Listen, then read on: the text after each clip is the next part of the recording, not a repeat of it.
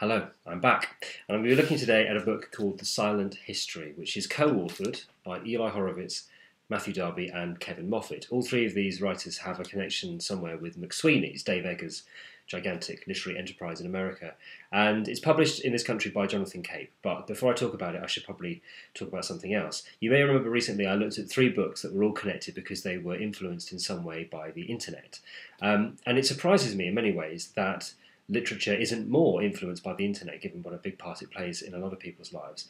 And in particular, I'm surprised that it doesn't make better use of the many different formats in which people now read books. And also makes better use of the technology. I don't mean things like publishing stories on Twitter, which is nearly always a horrible idea.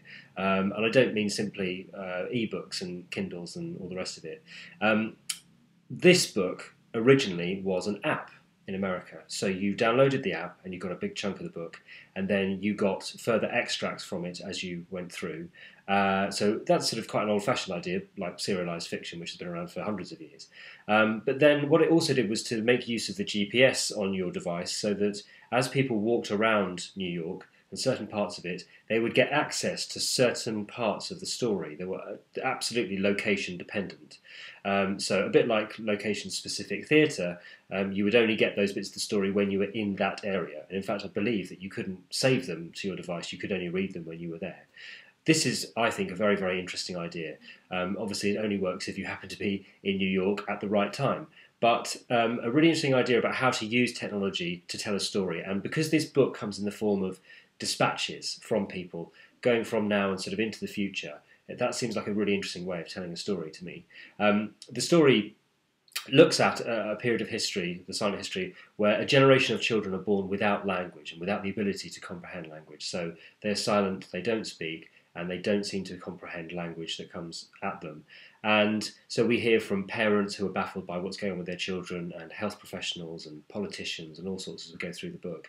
And then slowly these silents seem to begin to communicate with each other by using a sort of form of face talking. So by using the facial muscles to use different expressions, they seem to be able to communicate huge amounts. And in fact, many people feel that they're able to communicate on a purer level than with language itself. And then something even more interesting happens when an implant is developed, which means that they can stimulate a part of the brain which allows these silent people to speak for the first time. Now, in many ways, that's the really interesting bit of the book for me, and I would have been quite happy for the book to start there, so that the first thing that we heard was the voices of people who were being able to speak for the first time, having not been able to speak for the whole of their lives. And that's really interesting to know what have they been thinking this whole time in their life up until now. I say this because this is quite a hefty book, as you can see, and I do wonder whether it could have been a bit tighter edited. I think as an app, you would have been happy to have access to all of that material. In a book form, I felt like at the beginning especially, there was sort of about 150 pages at least of that rather arch comedy, which McSweeney's is very good at, where characters are made to look slightly ridiculous by their rather pompous statements, that kind of character comedy that comes through very well written narration. But as I say, after 150 to 200 pages of that, I really wanted to get to the meat of the story and to see whether it was going to get a bit more dark and a bit more interesting, which it does as it goes through. And there's lots of really interesting stuff here. But it did also make me think of a book called The Flame Alphabet by Ben Marcus, which I reviewed some time ago, which had a similar-ish idea. This was about children's language being infectious and actually causing pain and disease in their parents.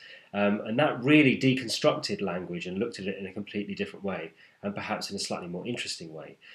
So that book, despite at the time I remember saying that it didn't quite come together, I can't get it out of my head.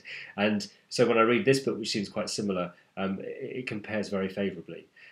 This book, as I say, very, very interesting. It's quite heavily influenced by other things. The format obviously feels quite like World War Z, which was turned into a film, and influenced by other things as well. And so whilst the format of it is quite original, I think, the content maybe less so. And reading it as a book, yes, there is enough narrative there to keep you going, but I couldn't help feeling, as I was going through it, that I wish I had been reading it on an iPhone or an iPad, walking around Brooklyn and New York, trying to find these new chapters. That sounds to me very, very exciting, and a bit more exciting than sort of sitting down just to actually read the book.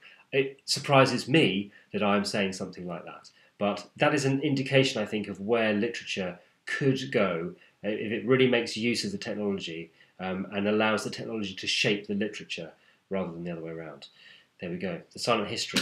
Next, I should be looking at something far more conventional. But thank you for listening to this. Take care.